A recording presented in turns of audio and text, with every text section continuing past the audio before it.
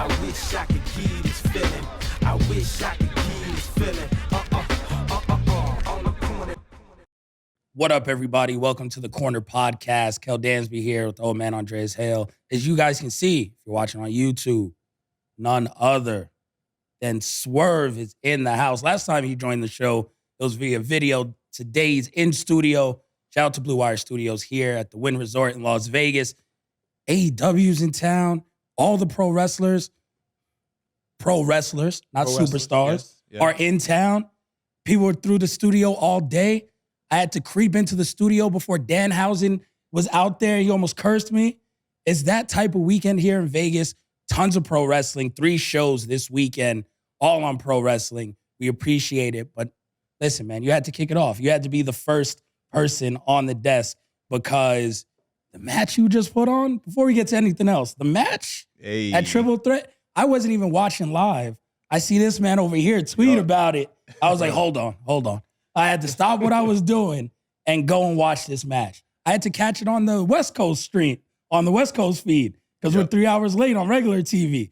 I had to find the match, and it lived up to everything everyone was saying, man. Man, thank you. That's a high praise right there. Man, I don't know. I was just doing what I do. Like I said, I don't even like hype myself up for matches like that. I gotta be calm and relaxed and laugh. I gotta joke with Keith. I gotta push him around. Then like I hear my countdown. I'm like, hey, see you out there. And then I go out because I want to take that same energy through the curtain with me. That I'm joyous, like swagging, like loose, fun energy. And then the fans feel the same thing. And then I take that into the match with me. I don't like to like hype myself up and get all like, oh, I got to take like 5 energy drinks and snort pre-workout before I go out there. I can't do that. Look, man. So some people are going to listen to this show. It'll be after Double or Nothing. So we won't talk about exactly what's going to happen. But the Triple Threat was amazing. Thank you. I want to go back because me and you have had like small degrees of separation for That's years how this industry now. works. Yeah. And now finally we get to be in the flesh. We've texted, we've talked. Yeah. But it's like, before we even start, I want to give you your flowers because, bruh, it's not like you just started doing this shit. You've been in this game for a while. And I feel like before the show even started, we were talking about it. It seems like you've been signed to AEW for like years. The things that you've done. You dropped an album, went to the Grammys. You're having these crazy matches. You had your podcast with Tony Khan. Yeah, then fashion with Jeff Hamilton. Yeah. Like you're doing all these things. So it's like, I want to say it's about time, but sometimes about time is right on time. So I'm giving you flowers right now because everything that you're doing, mwah, chef's kiss. Man. Thank you. How do you got enough time in the day? Because you are everywhere. It's about managing it, and it's honestly having the best team around me. With the podcast going on, like it's not just me editing videos all day. There would be no way I'd be able to accomplish other things or get my mind focused on all the other things I have to do, especially like with like being an in-ring competitor. That you got to focusing on that alone is a lot tougher than a lot of people put credit out there for, you know.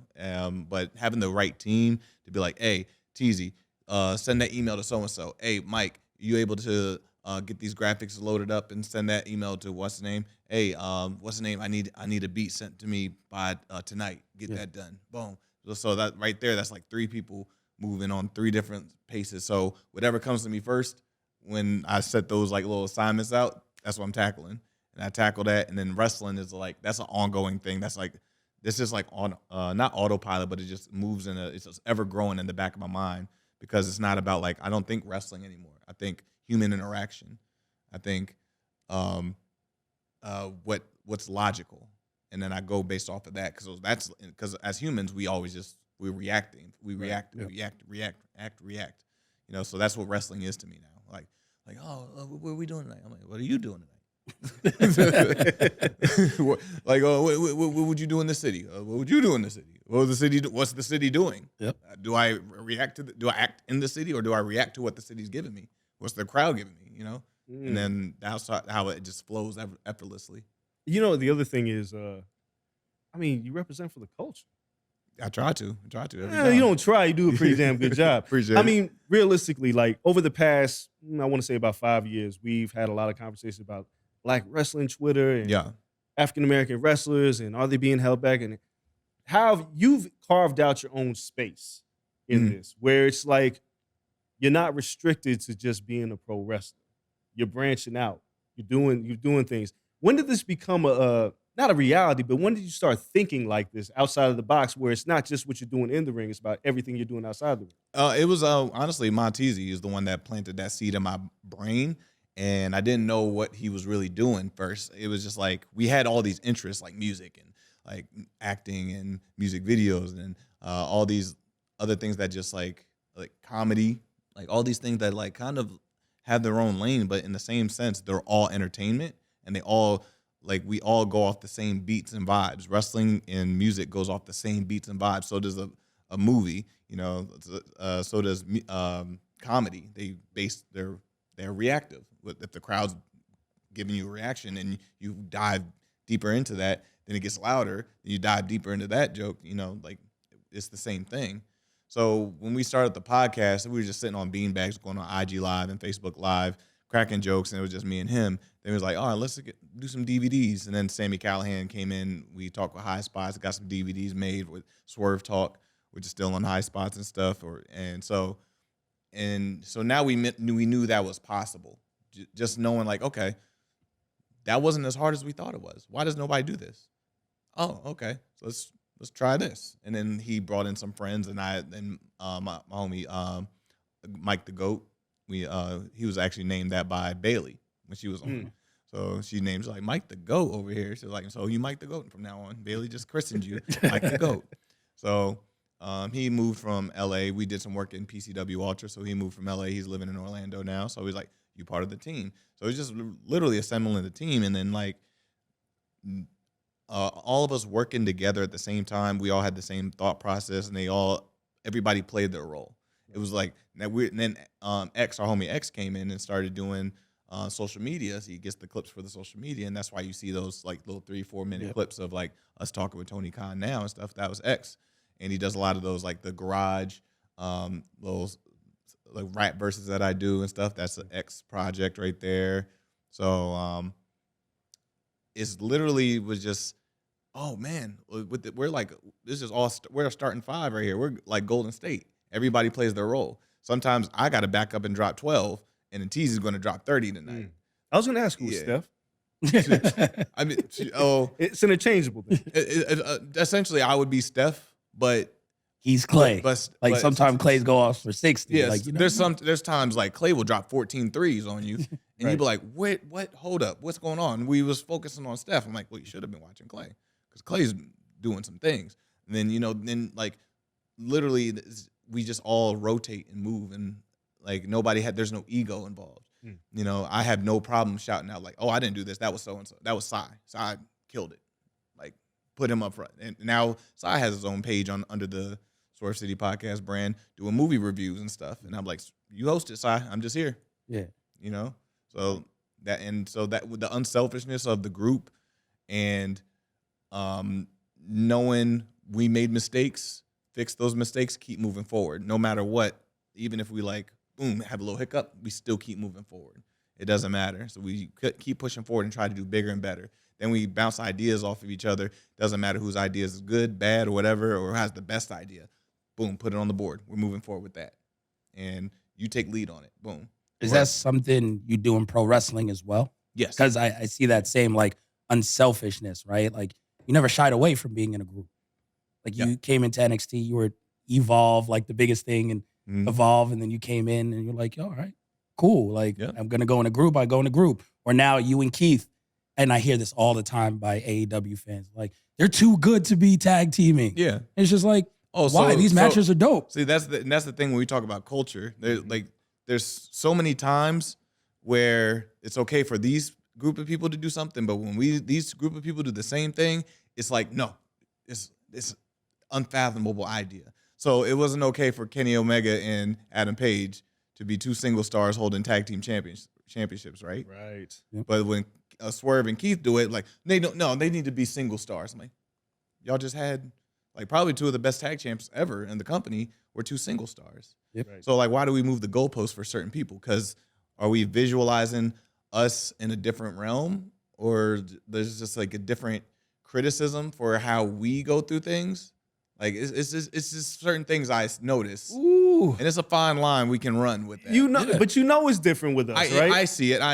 But I don't say nothing on social media. I'm like, all right, I'll let y'all talk. I was about to ask you that. How much do you pay attention to what's said Oh, I about see everything. You see everything. I see everything. You just don't I comment. see everything. Yeah. You're aware. Oh, I'm aware. And I keep receipts on all y'all talking. I see everybody talking, and I'm like, got you. I heard like all you JD from NYs, all you Jim Cornettes, all you like Fightfuls and all you guys. I'm like, I hear all y'all talking. Mm. Do I respond to it? No. But Do you keep a tab. I keep a tab. Because You like gonna pay. like I said, like my favorite thing to do right now in this industry is like, oh, I'm gonna make you look dumb. You've been doing that. I'm gonna make you look dumb. I want to go back, and Mm-hmm. before you really dig into like all the whole NXT call up and all that, when you first showed up to NXT, and Kelly can attest to this, I had a big concern about you. I didn't know. I didn't think they knew what to do with you when you first showed up. Yeah. There was a babyface, then you had a heel when you had the feud with Leon, and then it was like, what are they doing with you? Did you have input on your character originally, or because when the switch flipped? Oh, that was me. Okay. I told Triple H what I was going to do because every 3 months or whatever, I would always like, it wasn't like we written in a contract or like not even everybody gets this. I just made this a point I made myself a point of to be like, yo, I'm going to go talk to you. Every 3 months, I'm going to talk to Triple H, whether it be 2 minutes, 5 minutes, 10 minutes, but I'm going to talk to him by myself. So first 3 months there, I had I think I wrestled Roddy that night on Full Sail, NXT Live. Like, had a banger. It was cool. Went to Triple H afterwards. Like, got him away from everybody. I was just like, hey, thank you for the opportunity. I appreciate being here. This is a great experience that I'm having, and I'm enjoying myself. But what's it going to take for me to be one of your guys? Look them dead in his eye. I say that every time. What is it going to take for me to be one of you guys? Well, there's a lot of things moving, and there's guys going up here, there's going down here. I love like the lateral voice. moving. I'm like, okay, cool, bet, whatever. But one thing I do appreciate he gave me a little bit more. It wasn't a lot, and even from like probably an audience standpoint, it didn't seem like a lot. But for me, it was something progressive. Then I started going on the road doing 205 Live. So now I'm mingling in the SmackDown locker room.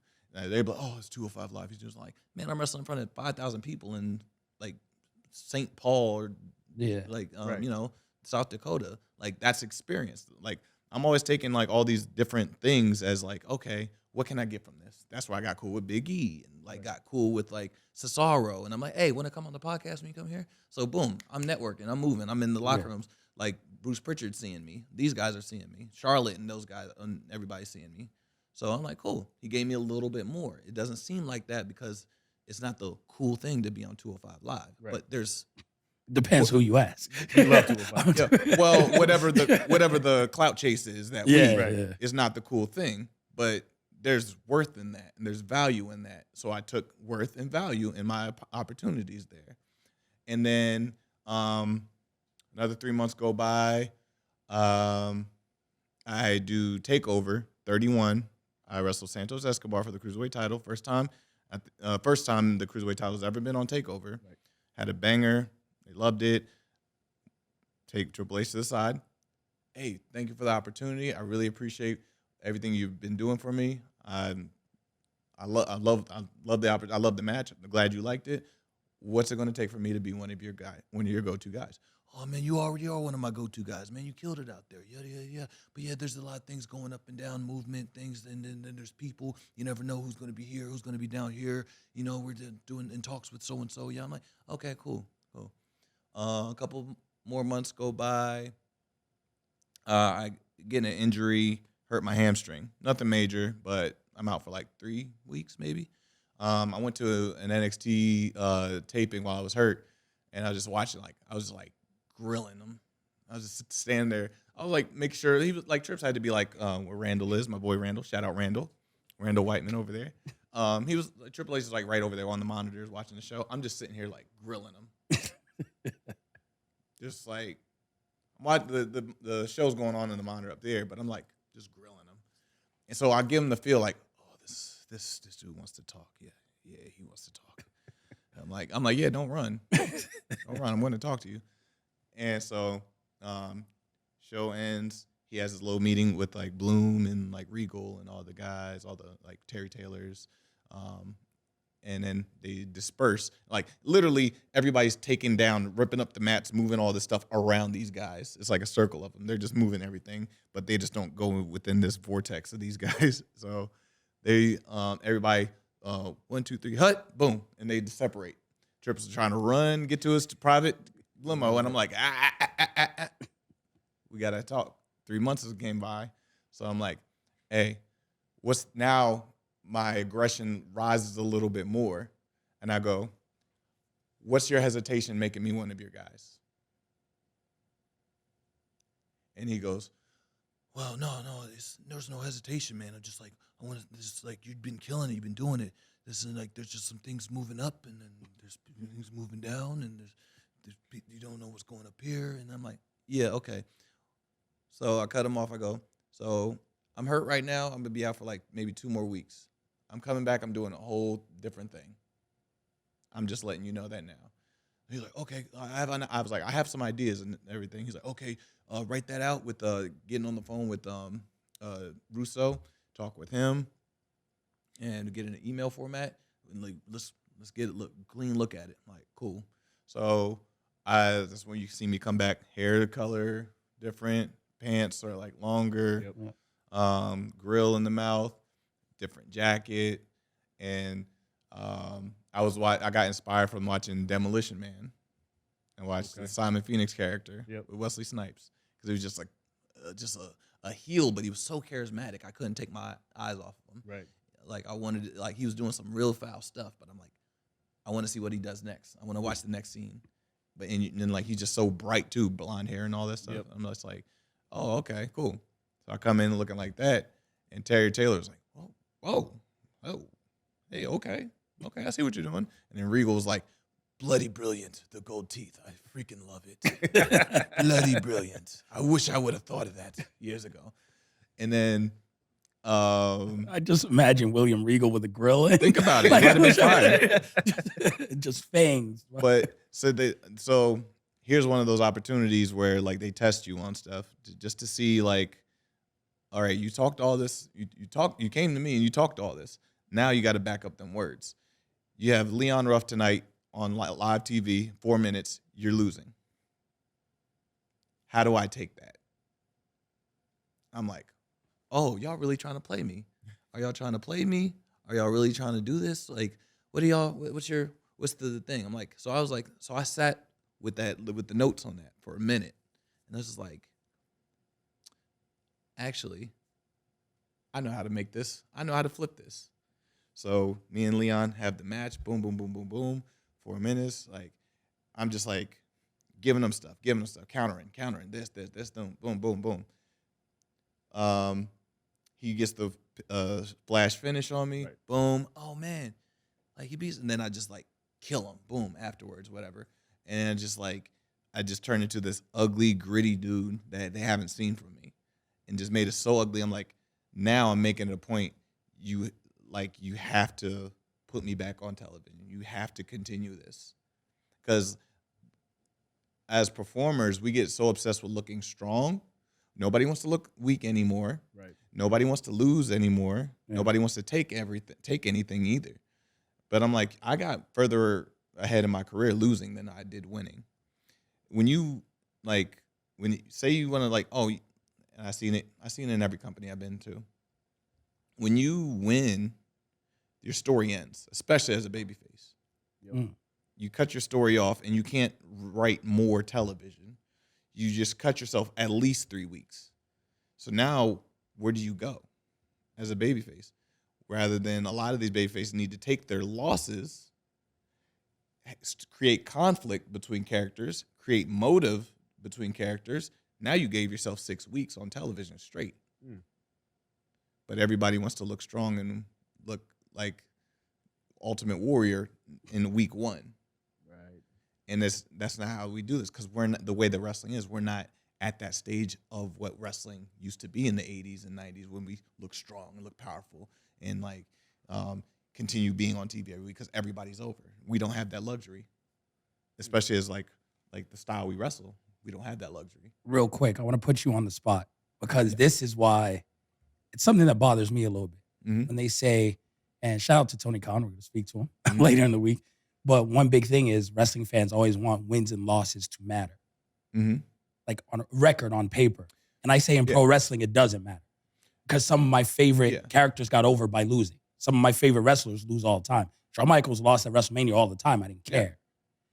To me, the wins and losses on paper don't matter. It's how you win and how you lose that matter. That's the conflict. Like, me and Ricky are about to go to the pay-per-view because I lost to him. Right. You know? People don't see it that way. They're like, man, Swerve came in losing too much. I don't like that. I've seen a lot of that. Okay. They're burying you. Yeah. Like, okay, let's go to Breaking Bad. Jesse Pinkman is the drug lord, season 1. Where do we go from there? Right. Where's this conflict? Where's Walter White's conflict? If they don't start out rich, because then there's no reason to do make meth. Then there's no reason to get into the cartel. Then there's no reason to meet Gus Fring. You have to create conflict. You have to create struggle. That's how you create television. That's how you create drama, suspense. Where's the character going to go? Give them reason. But everybody just wants to see. No, everybody wants to see the results first, and I don't get that.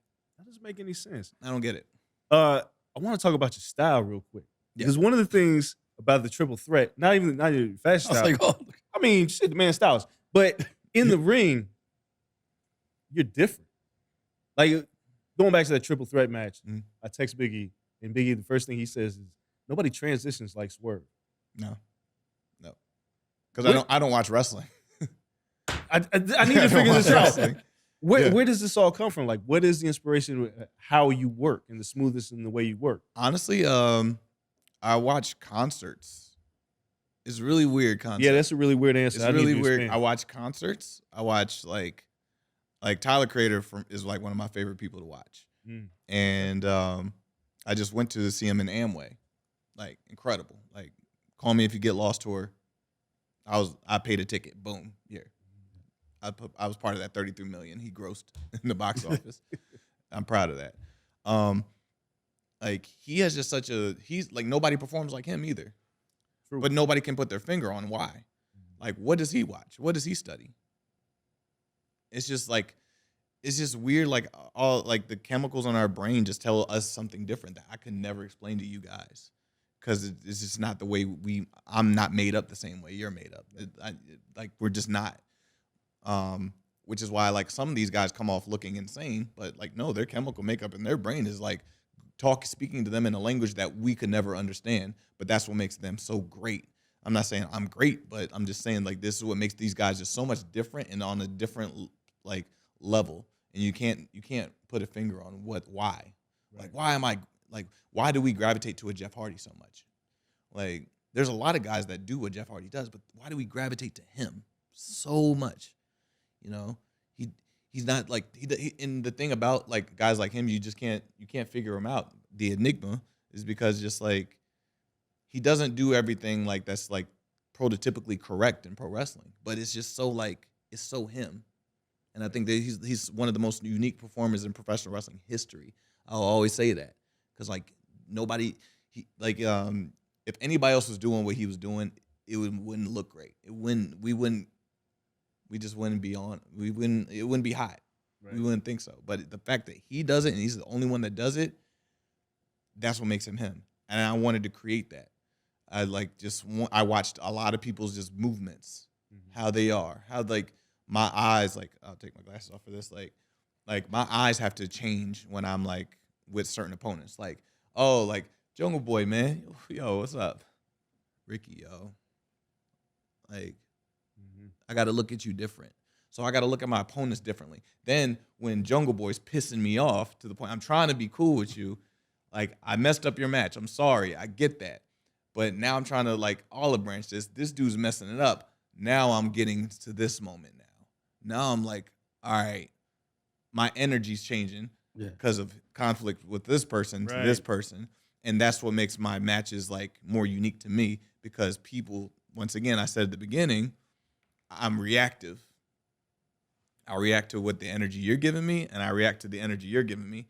Now, if you're giving me a different reaction back, Now I have to react differently. And that's how, and then that was 8 minutes of television. Imagine what we could do with 15. Yeah. Now you want to see 15. Right. So, with that being said, again, I understand WWE doesn't close the door on anyone. This is a fluid business.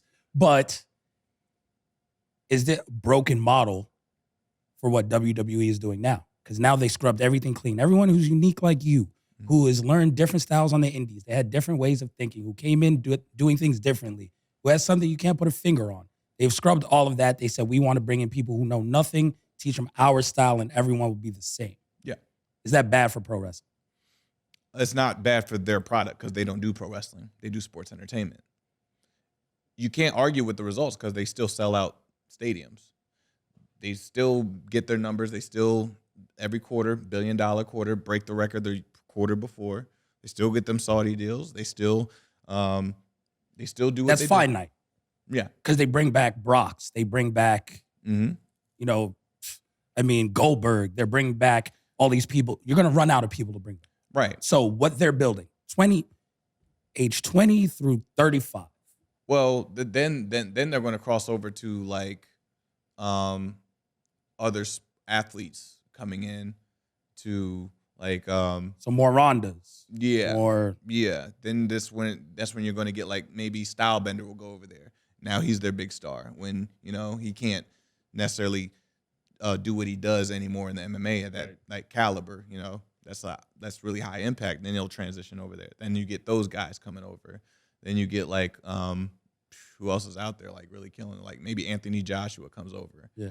He has a great look. That's exactly what Vince would love. And he's like British, Yep. is there room for other wrestlers then? Is there room for, because that was, people say 80s, 90s, that's what they would look for and what they wanted. But there was always room for the Bret Harts. There was always room for a Shawn Michaels. One. Because if you have 7 Bret Harts, what's a Bret Hart? There you go. Because I've said this for years. In WWE, it's like the Yankees signing 7 all-star first basemen. Mm-hmm. You can only play one. You can only play one. And the rest of them got to go play in the minor leagues. And when it's and it feels like you and a bunch of others were part of a wave of a bunch of talented people, but they only wanted one of you at a time. Yep. Did you know that was happening? Yeah. But I bet on myself, and I'll take those odds any day. I'll pick me over those odds anytime because none of them are me. Right. And if you do pass on me and you like, you know what, we're going to go with him. I'm like, cool. Pick him. Go with him. But a year from now, you better still be going, like, he still better be the one that you're still picking with and choosing and putting him, making him your guy because I'm going to be doing something completely different from that year ago when you let me go. Like, I'm never going to be the same guy a year before that I was. Never. So if you choose that one and he's still that one a year later, own it. Because I'm not going to be that same one that you passed over. I wasn't that in Evolve. I wasn't that in Lucha Underground. I wasn't that in NXT. And I'm not going to be that here in AEW either. Do you feel like you and Austin Theory are forever connected for that reason? Oh, yeah. Because in Evolve, everyone left. It was you two. Yeah. And young, super young, you guys carried the company till the company was no more. Mm-hmm. You were the top 2 guys. NXT, both of you guys. And you had a better NXT run. But they can only choose one. Mm-hmm. They chose Theory. Yeah. And I'm proud of him. Oh, of course. Happy for him. But do you feel like you're forever linked? Yeah. Like he could be the top guy there. You may be the top guy AEW. And then people forever are comparing you two. Yeah. Like, I look at that as just the legacy we leaving behind, the journey we like always like went across. We have the same, like I had the same with Darby for a while. Like Darby went AEW, I went NXT. He had TNT title, I had North American title. We kind of like branched off, but we're always connected in some sense. Even when like I came back and like Nick Wayne got his contract, here I was right on time, like divine intervention. Who knows, like but we're always going to just be connected in some way. And then first like qualifying match to get into the Owen Hart tournament, like me and Darby. What do you know? We're always connected. Yeah, I think me and Theory will be the same way, and like he's just so talented and like so. He's another one that's just unique to him, but people don't really see that yet. Like it's just so like with the WWE product, you're missing out on a lot of how special and unique a lot of these guys on that roster are, because it's so much brightness and so much spectacle that you miss like the little finite details that these guys offer. You know, like Tozawa is one of the best wrestlers in the world, and you're missing out on him because of like the spectacle of what. It's not big time. You don't see the pyro. You see the it's so, but he's so good at what he does. And there's so many other guys. There's countless guys I can like name off like that roster that you like Cedric Alexander and stuff. Yeah. Like there's just so like, but you're gonna miss those little things because WWE is so much about the big things. That's big facts. I want to talk about tribalism in pro wrestling. Because you see this on social media all the time. There's people that straight up WWE or AEW, or there's the Impact guys like, fuck both those companies. I just like Impact. But I want to dispel the rumor that you guys stay connected. There's We're all friends. So how weird is it when you go online and see somebody trashes somebody that just left the company to go to another company? You're like, he's still the same fucking person he was. He's still the same guy. Cody Rhodes didn't change shit. Not a damn thing. He's still cutting the same promos he was in AEW. But everybody's like, oh, no, he just doesn't work. I'm like, no, like, there's so much, like, oh, man, there was another one. I was just talking to somebody about this the other day. Everyone's Like, the same. yeah. Adam Cole is the exact He's the same person with the same people. But y'all want to, like, now it's, like, now it's cool to, like, trash it or, like, debunk all these pull these pieces apart that, like, y'all were cheering about, like, the same things a year and a half ago. 2 years ago. It's so strange. I don't get it. I feel like you can like everything. I feel like that's okay. I like what I like. Like for me, I like what I like. If I see something good on WWE, I'm like, oh, that was dope. If I see something bad, that was whack. People are just like so. They're under the routine. They can't break routine. Like if Ozark is on Netflix, put it on Hulu. I'm not watching Ozark. It's the same show. You're right. It's the same show, but you're so habitated to Netflix. Netflix is going to be here. Boom. I know, like, go to my search. It's right there. My favorites, top 10s. Wow. It's right there. But, like, you just got to search it on Hulu, but it's over there, too. Yeah. All the no, we put it on Paramount Plus. I don't know, man. I don't know. But people are creatures of habit, you know. It's just the way it is. It's a little weird. It's weird things. No, it's weird. Like just find some little small details. Just like, but like, put yourself to the test at that at home. See how many things, like, take something that's just like you're so used to doing every day, and then just put it like over here, or put it like, no. Usually you go to the left cabinet. Now put it in the bottom drawer. I'll get it some other time. That's true. But I mean, I'm not going to go on Twitter and just shit all over it. That's the other thing. damn that bottom draw. Now there's self-control that is also involved in this whole experiment that I can't help you with. That's a whole nother thing. It's weird. Yo, what talking about, like, just, you know, the culture around wrestling and everything that you do, right? With that being said, you said wrestling's kind of like second nature now. It's easy. Yeah. But where do you feel more pressure? Is it wrestling? Is it, you know, you being a performer in terms of a musician? Is it fashion? Is there anything now where you still feel, I don't know if pressure is the right word, but like those butterflies, the nervousness that comes along with it, like music. where you're somewhat unsure? Music, because like, I'm still a rookie in it. I've only been rapping like 3 years, and I have 3 albums. Wow. So that's still like Bars. Yeah, that's still like, and I did features with like some like Music Soul Child, like legends and stuff, and just like showcasing my music to someone like that when I'm so new and rookie into that, it's intimidating. It's like, and then he's also telling me like, hey, yeah, speak out the lyrics. And I'm like, okay, is this going to sound dumb if I say it, or because he has to sing it? I wrote it for him. Right. And he's like, yeah, say it, like, talk it out. I want to hear it. And I'm like, it's not that instant confidence. Like, all right, yeah. So what we gonna do? You gonna say bop bop bop? It's not that confident. So like, well, it goes like now I feel like I'm in front of the class giving a speech again. So that's where I feel like so small because music like can make you feel like that sometimes, especially when you like hear it later and it's like, what was I thinking? Why'd I do that? Why'd I do that? It's only been a week and a half. I'm like, why'd I do that? What was my mind state at doing this? That's so weird because I hear people talk about wrestling on the indies. Yeah. And sometimes people who are in WWE, like legends, might come down. You'll be 2 years in, you got a match against a legend. People are like, oh, that's it. No, it's cool. Like, but in music, that's when I knew different. for wrestling it wasn't the same anymore. Like mentally and like I still love it, still passionate, and I still like put my effort in. But it's like I don't have that pressure anymore. That's why because like I wrestled Rey Mysterio, and I was just like, all right, Ray, what do you want to do tonight, bro? I'll be where. Yeah. I was like, cool. And then it was like after the fact, I was like, I just wrestled my idol. What am I doing? Right. Like what am I? And we're like, or like, we're doing 205 live matches or whatever. And it was like really right when the pandemic kicked off, and we just went to the PC and stuff. We did a 10-man tag, and John Cena sitting right there behind camera, and it was like, oh yeah, Cena's over there. All right, cool, yeah. Like, and just keep going. It's just like it's just so like dismissed from me at this point. It's crazy, but like music, it's like I don't want to let Teasy down. That's where I was like, okay, I like if he's not feeling this, like it's. That's like the guy that got me into this, teaching me like word for word cadences, like all this stuff, like timing it and all that stuff. I don't want to let him down.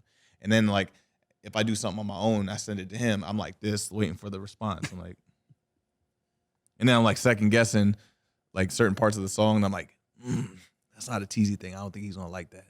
I don't know. And so that I'm still like such a junior in that game. But I'm still like I'm doing songs with Juice from Flatbush and all that stuff. It's like, Oh, you doing a song with Juice? oh yeah, it's all the music video's already out there. Wait, like 2 years ago. Yeah. I'm trying to think. I don't Yeah. think I saw Shout out that. Flatbush. Eric Meach. Meach got an album coming out soon. Eric did the music for Our Heroes Rock. Yeah. Eric's So, amazing. Eric is Amazing. Here's a question I got for you. Yeah. Because you're a pro wrestler first. Now, how do you introduce yourself when you come into these rooms? Because if somebody comes in the room, especially like 10 years ago, it's like, yeah, I'm a pro wrestler who raps. You'd be like, man, get out of here. How do you present yourself? Ooh, that's a stigma too. It's like, ooh, he's a rapping wrestler. Yeah, like John Cena? Yeah. Yeah. I was like, damn, he's a standard.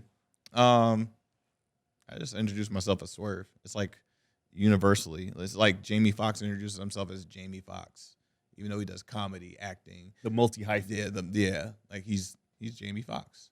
That's what I want. That's how I want to like be in that same lane of like Donald Glover. Like writer, comedian, like singer, actor, like multitude of talents and stuff. I just want to be in that same realm. And those are like literally in the studio at Swerve City Podcast. Like I have Donald Glover like right there above the screen, along with like Kanye, like the TDE, Lupe, like Travis, Tyler. Those guys. Those are like all like I kind of take a little bit from each and every one of them and put it into everything, not just music. I put it in everything. Do you run into any hesitation in pro wrestling because of that? Do people say, he's spreading himself too thin? No. Or do they question like, well, you're trying this rap thing. Are you not interested enough in pro wrestling? I've heard that already. Yep. I've had that screenshot on my phone, by the way. Yeah. I keep receipts. But yeah. Listen, I'm a New York Giants fan. I just heard that about our first pick in the draft. Like he cares too much about his brand.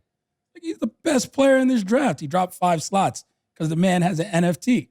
Yep. They're just worried about, it's like, what does that mean if you can do your job? Exactly. Like, as long as you produce it, I don't see what the issue is. Like some people's like, oh, I don't really think he's too focused on wrestling. I'm like, do you understand what our business is? If it's on TV, it's entertainment. Point blank. You can't, at this day and age, you can't just be one anything. You're damn right you can't. You can't.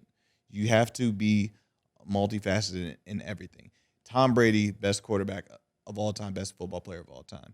He's still in a lot of other things. LeBron James is still in a lot of other things. And he still produced a championship for LA. Yep. I don't know what to tell you. But, you know, like, why Right. wouldn't you want to, like, I'm not saying you have to do everything, but you definitely have to, like, you have to cross over. What did black comedian say? He's like, it wasn't Chris Rock. It might have been Chris Rock. He's like, well, black actors always have to cross over. Black comedians always have to cross over. We always have to cross over because we can't just be one thing. We have to be multifaceted in a bunch of other things because our culture has to branch off into all those things. So it's important for black talents like myself to do what I do. You know, we can't just like sit in one thing because then you're just African American in that one thing. You know, we have to get our culture spread out to everything. Does that make you a bigger star in pro wrestling? And I say that because, fuck it, it's this week. Sasha Banks crossed over, branched out. Yeah. She came back. She's on Disney Plus. She's in Star Wars. Came back. She's not Ronda Rousey. She's not Charlotte Flair, who hasn't crossed over at all. We see black athletes. Bobby Lashley does MMA just like Brock. He's not treated like Brock. If you cross over outside, does it hold the same weight as a black pro wrestler than it would John Cena comes back? John Cena's completely different. Batista comes back. He's different. No one expected that shit. He comes back, he's different. Does it hold the same weight crossing over as a That's as why a we black got to star? keep doing it. We got to keep doing it because obviously it's not. Like the treatments, like I said, the goalpost moves. It's okay for these guys to do it, but when we do it, it's like, I don't know, like, Lord, this is still the star. This is still the standard.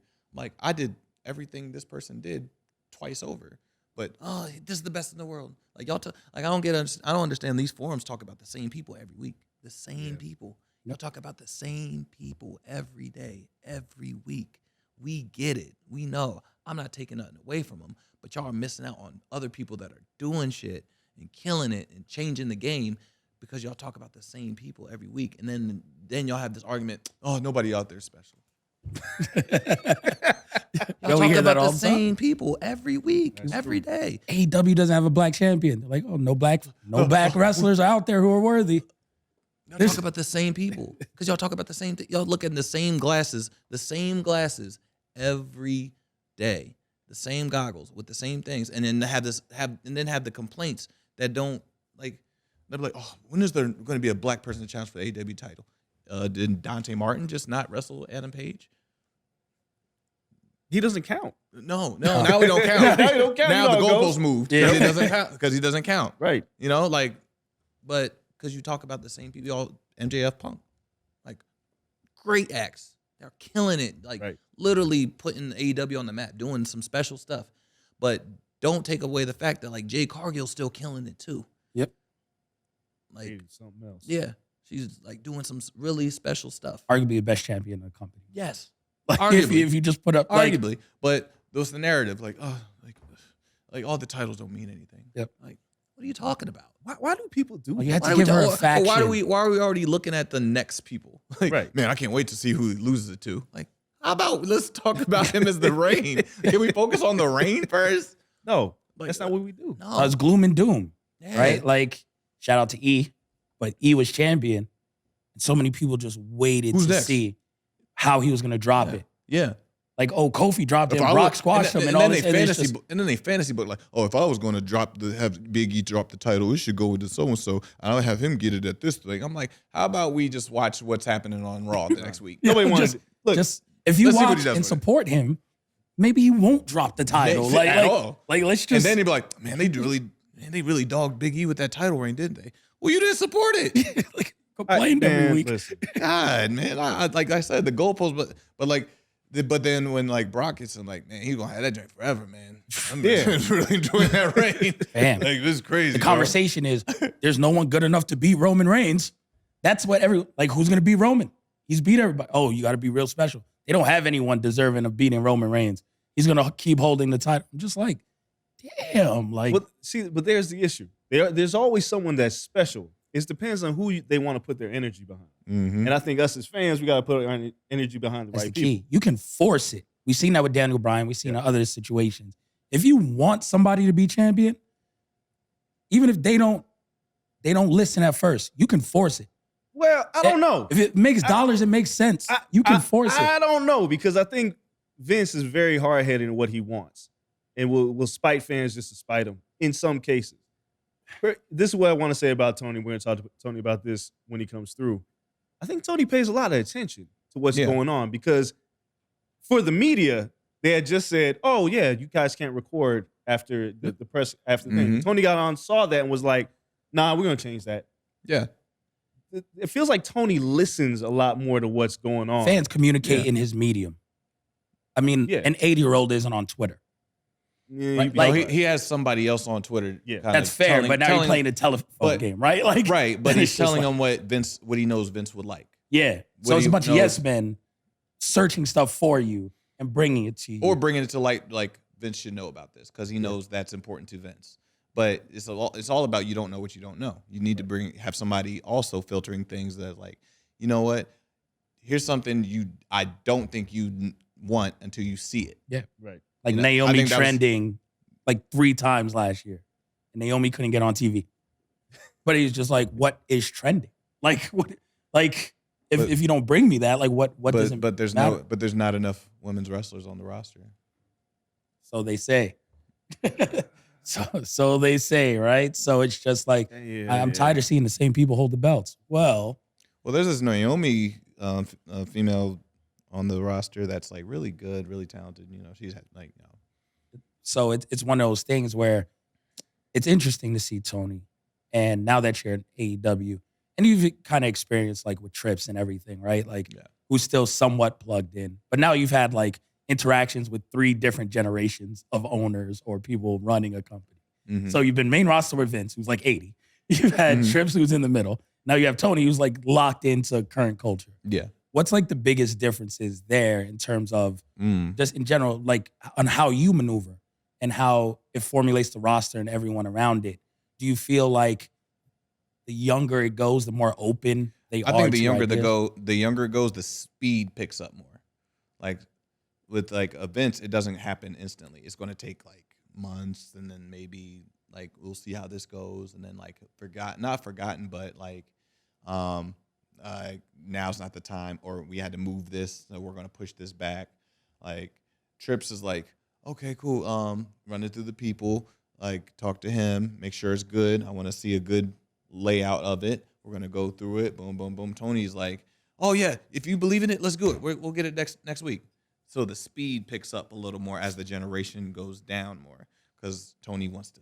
Yeah. It's like our attention span. Yeah. The younger you go, the shorter the attention Because he's on span. Twitter, he's on 'Cause he social media. understands. He understands the speed of it, and he's also tapped in with like the NFL and like the soccer leagues and like the talent agencies and all this stuff. Right. He understands how fast all these things go, and like he wants things to like move. Like sometimes he's like, oh, it was a little hang up like on this. I wanted to announce it this week or whatever, but like we didn't make sure. I wanted to make sure I had it by this. I'm like, that was like 2 weeks. That's not that bad.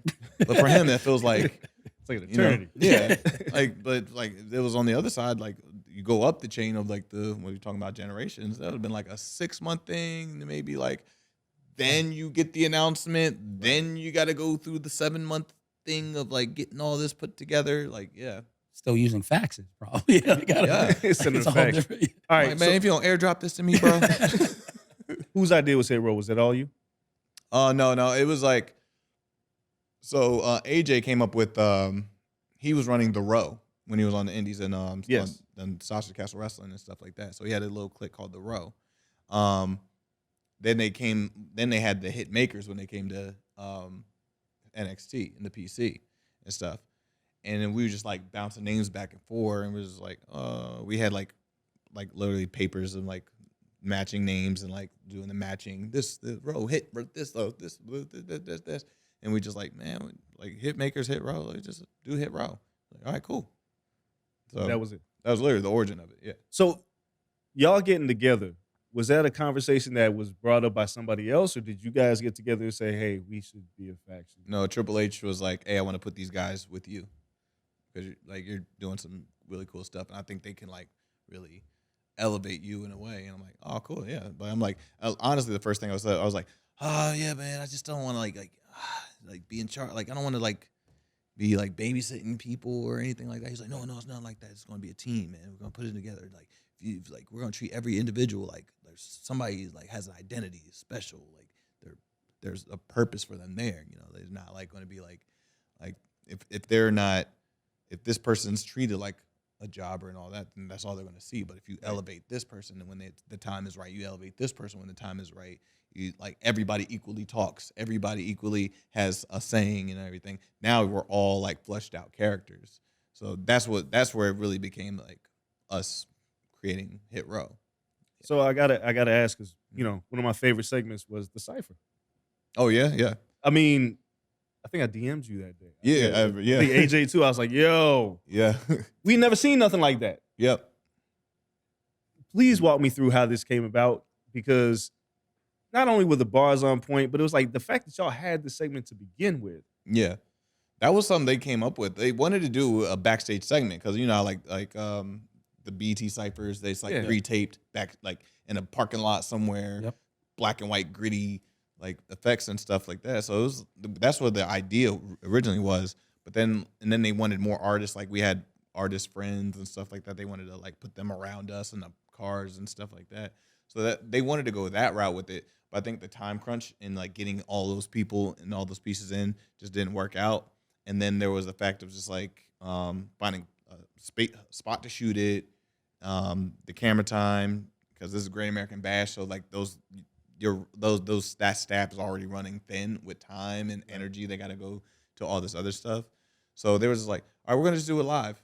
We're like, "All right, like this is like a wrestling crowd. It's not a hip hop crowd. So I don't know if their ear is going to be tuned into hearing like what we're saying or like the different styles." And like I don't know. We were kind of concerned about the reception what we get, just like blasting you with like actual bars, not like cadence rap. This guy here, put him in, and then because like that's what a wrestling crowd would hear and be they can understand that. Now to go a bunch of different little little cadences and like that's a lot for that to crowd and like and 3 different people doing it. That's a bit. We thought it was going to be heavy. Yeah, I mean, it's not like y'all doing what R-Truth is doing. No, like he's calling response. It's not the claim. But what R-Truth has, but they should do it that way on like crowds that big every city they go to, because everybody has to be on key doing that. Only like if you're a fan of like a Tech 9 or somebody spitting like that, you're going to see him do that. So your ear's already trained into that. Yeah. But like a Full Sail crowd, or not Full Sail, but PC crowd like that, to get like this, that. And then this, that. Even AJ wasn't spitting fast. He wasn't double timing. Right. But like even him like weaving into pockets that he was doing, that's like still advanced. Like William Regal's back there like, "I don't understand what you guys are saying." Like he was talking about moving packs on live TV. I'm like, and we rehearsed that like 12 times beforehand. Nobody picked it up. So I'm like, that's when I knew. I'm like, oh, they're not gonna understand what we're saying. Like, did you just talk like moving packs? Like, all right, cool. How many times do you perform live before that? Maybe like 3. Were you nervous? That's what, like I said, music gets me the butterflies. Yeah. Like the rehearsals, I was getting like the butterflies because I just want everything to like come off clear and like, and especially for TV. And then we also don't have earpieces in, so we're not hearing the reverb. I'm like, am I on beat? Am I off beat? I'm like double timing with this beat, and it's all out of like the drums and the kicks and everything is like a little like they're over each other. So I'm like, to time that for my syllables to hit for them to hear it, I was concerned, but I was just like, you know what, I got it. Let's just go. And it's I kind of had to black out a little bit, and then we went to Hit Row and did our actual like theme song and stuff. Now and then it was just like, oh yeah, those cadences, because we have a do so that everybody can bob, and then like I can rap between these things. That's where I got more comfortable. I was like, that's like autopilot. But hitting these things is like a little trickier because that was also like a 20, like maybe 32 bars a verse. Yeah, it was It was long. long. Yeah. I was like, yo, I was like, yo, going. they spit. Yeah. Like, Yeah. like they really spit. Yeah. So you say everyone had a role, everyone had a purpose. Yeah. That role came together. It was great. Got to the main roster. One thing I want to ask you about, now that we got a couple more minutes, is in the internets, they talk. Said when Hero got to the main roster, there was something in the back, someone, I don't know who, that said, AJ is the lead. You are now a tag team guy. We never heard that directly. No. Okay. No. I felt like, I was like, what? Because AJ did have a solo match. I think the first solo match on the main roster. Yeah. Was AJ. Then next week, it was you. No. No, he had a dark match because they never seen him wrestle. Oh, okay. Yeah, it was in Baltimore. They had a singles match, and we all cut a promo, which they never listened to. They never heard what we were going to say. They said, do your promo. So we're like, all right. So we cut our promo, and we went out there. He wrestled Cedric. We all supported him. Boom. And then we went to the back. Edge was one of the first people to greet us. And he was like, a lot of people like were doubting how like you were in the ring. You were fine. You were great. I don't know why everybody's saying these things about you. Because also like, obviously that puts in our mind like, oh, they were like giving little shitty reports Yeah. up top about AJ. So I guess that always is like in the back of everybody's mind. Like it was like a target on his back before we even got up there, you know. Even for I think it was like, this is not my story to tell, this is AJ's, but like for the Most Wanted Treasures, like they didn't want him for that. They wanted somebody else for it. I don't know who, but A&E wanted him for that. So he did that because he had the resume for it. Yeah, you got a deep resume. A lot of people don't know about. That don't at all. But when you Narrative. Yeah. when you look at that, was there a major disconnect from the reports from NXT to the main roster? When you just got up there and it's just, we've seen the name changes. We've seen Killer Cross put in some type of leotard. Or no, he was put in like a frilly thing and had a dominatrix. He was the gimp from the leotard was Keith Lee. Yeah. They covered up his chest, and which makes no sense. I'm glad he is without singlet now. But like, is there just that major disconnect where sometimes like people may not even know what y'all do? There's disconnects and then there's tests too. Like how long are you willing to endure this? And like how long are you going to do this without complaining? How long are you going to make something of this? Make something of what you got. Like get it over. Because like purposely shitty gimmicks. Like y'all get this over. Well, the gimmick didn't change. You're still them. They're still you. You're not like the archetype is still you, but you gotta figure out. They put the blanket over it. They did the same with Riddle. They did. They gave him birds. They did the same way, but he's still Riddle, and they put togas on him. Doesn't change anything. They put him in mustaches. They made him, you know. But Riddle's like, oh, this is cool. I'm gonna do it. Yeah. Because like still that's just a high guy. But he's still Riddle. They didn't take their identities away. They're still them. You know, like Bearcat Lee is just like he's still Lee. He's still him. True. I mean, Butch is a little. I don't know. Now Butch, that's a whole makeup. That's what I'm saying. That's a whole archetype. That's a whole archetype change. Yeah. But those guys, they're still them. You know, it's all about what you're given. All right, make something out of this. Get this over. Is it better when you go into a place like AEW and they're like, "What are you?" Instead of everybody's different. Everybody's different though. Like it depends on what your skill is. Do you have that skill to like make something like get that over, or do you have to like, I have to be me.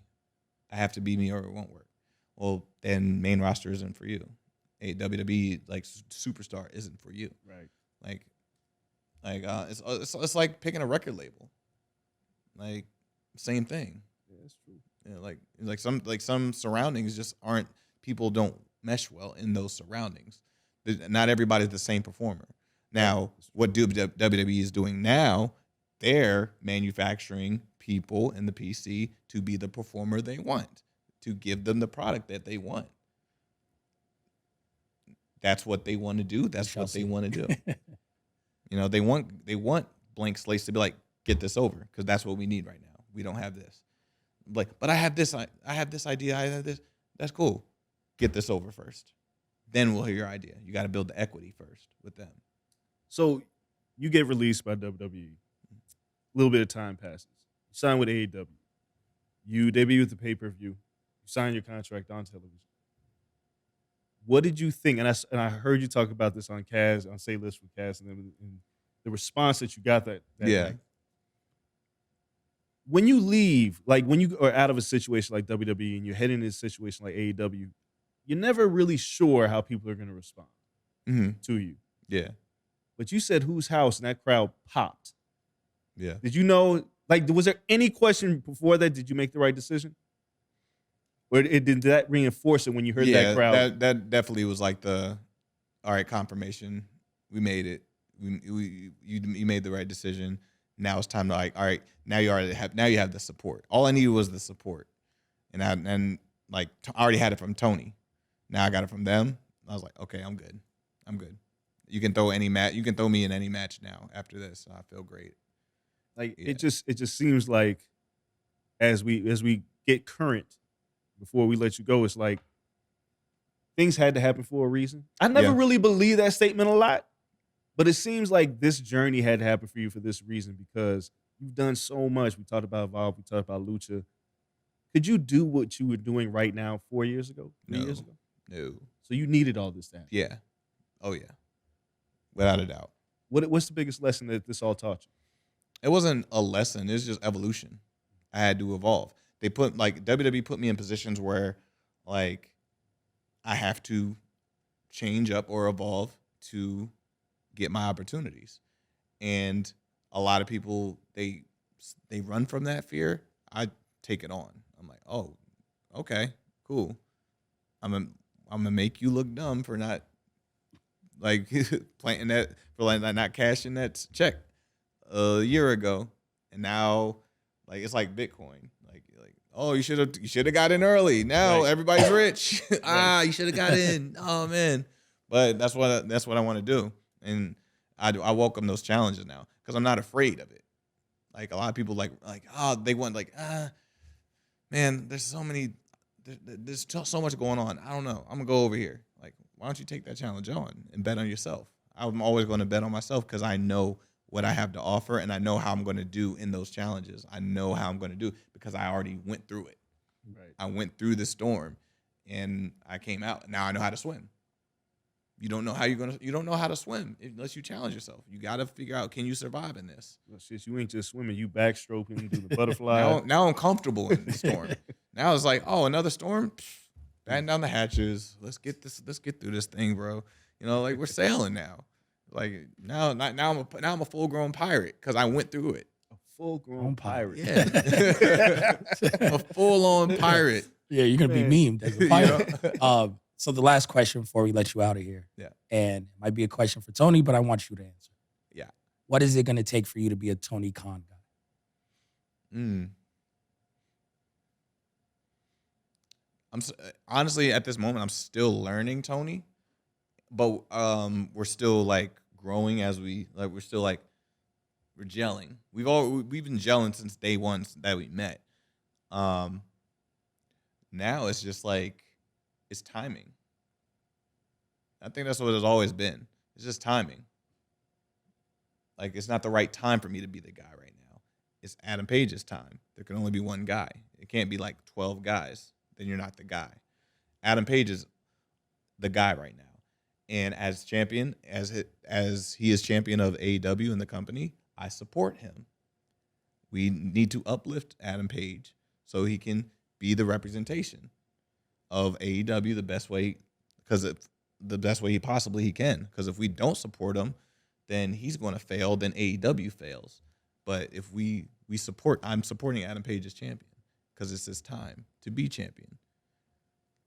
Until, all right, he gets off the court. I come off the bench. Now it's my time. I want that same support when I'm the champion or I'm the guy. I'm a Tony Khan guy, just like I supported you. That's how you become the guy or a Tony Khan guy, when everybody's supporting you. It's like, I'm like all three of us can't be the lead actor. Yeah. Everybody has to play their role, so the show gets 8 seasons out of this. Right. But if we're all fighting and trying to be the lead guy on the pilot, we're not going to get past. We're not going to get a season 1. But if you support the main guy, when your time comes by season 3, when you wrap around and now like, oh, so and so became the lead. He's the lead now. I want that same support when I was supporting you when you had that role, because it always comes back around. That's one thing I learned about this business. It's always going to come back around. Like when you were down, I was helping you and I was supporting you and I was with you. Now you're up. You remember when you were down? You're going to uplift me. Now we're going to support that. It's always going to be that way. That's why you keep receipts. Exactly. Nah, man, we appreciate it. Straight hour talking to you. It's been amazing. Can't wait to watch the match. Everyone, this comes out tomorrow. So you guys have plenty of time to get ready, get everything set up for Sunday. Fight TV, man. Just sit down, make sure you buy it early. Are we watching it in here? I don't know where we're going to the show. Yeah, what's wrong? So I'm like, why would you watch it here when the show's like literally I agree right across completely. the street? What's wrong with you? No, because Lord knows how many podcasts we got going this weekend. It's true. So like listen, I'm covering a boxing match for ESPN in here. We're doing a lot in the studio. So no, we'll be at it. If you guys are in Vegas, make sure you guys come through. If you're not, make sure you guys buy it. Support everyone on AEW roster. Support Swerve. Wait. I gotta this card is loaded. Since people are gonna listen to this tomorrow, was that triple threat just kind of like to let people know, like, if you're trying to figure out what the match of the night is, it felt like that triple threat was like, oh yeah, I think I know what the match.